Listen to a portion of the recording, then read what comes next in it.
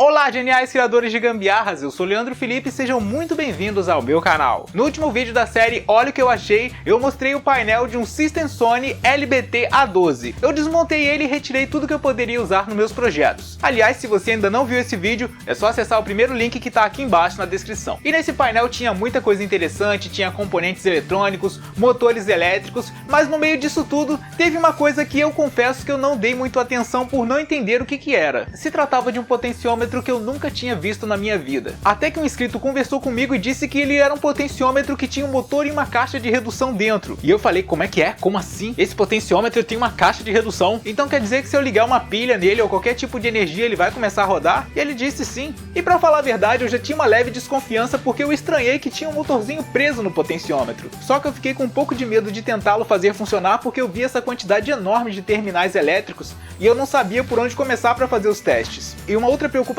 que eu tinha era qual a tensão necessária para fazer o motor funcionar, porque eu tinha medo, se eu colocasse uma tensão muito alta eu poderia danificar o motor. E ele me disse que para fazer o motorzinho funcionar eu tinha que colocar uma tensão de 5 volts nesses dois terminais que estão próximos à base do motor. Foi só soldar os dois fios do carregador e, para minha surpresa, o motorzinho começou a girar bem lentamente.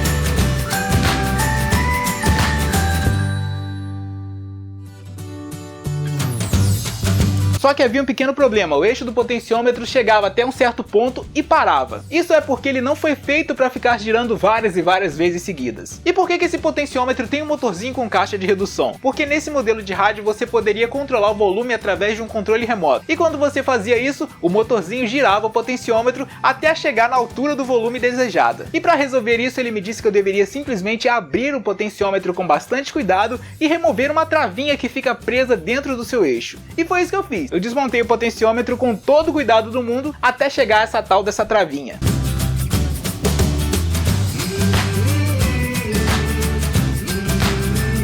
E depois eu cortei ela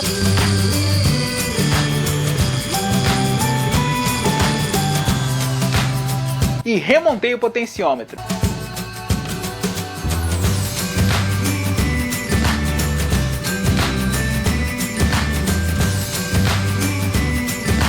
E soldei mais uma vez o carregador nele.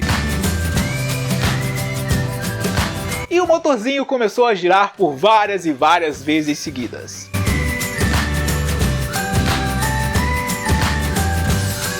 Apesar de ser um motor com caixa de redução, ele não é tão forte assim. Até porque a função dele não era necessariamente ser forte, era só para posicionar o botão de volume no lugar que a pessoa queria através do controle remoto. Mas isso não quer dizer que não dá para fazer vários projetos bem legais com ele. Eu espero que você tenha gostado desse vídeo bem curtinho. Eu senti a vontade de fazer ele porque eu queria compartilhar com alguém essa curiosidade, essa coisa que eu descobri. Eu até peço desculpa se você for algum técnico especializado, porque pra mim tudo isso é novidade. E eu fiquei bem empolgado quando eu descobri que dava pra fazer isso com esse tipo de potenciômetro. Gostou mesmo? Clique em gostei, adicione esse vídeo aos seus favoritos e não esqueça de compartilhar com todos os seus amigos. E se você ainda não é inscrito, se inscreva no meu canal pra não perder nenhum vídeo. Valeu e até a próxima!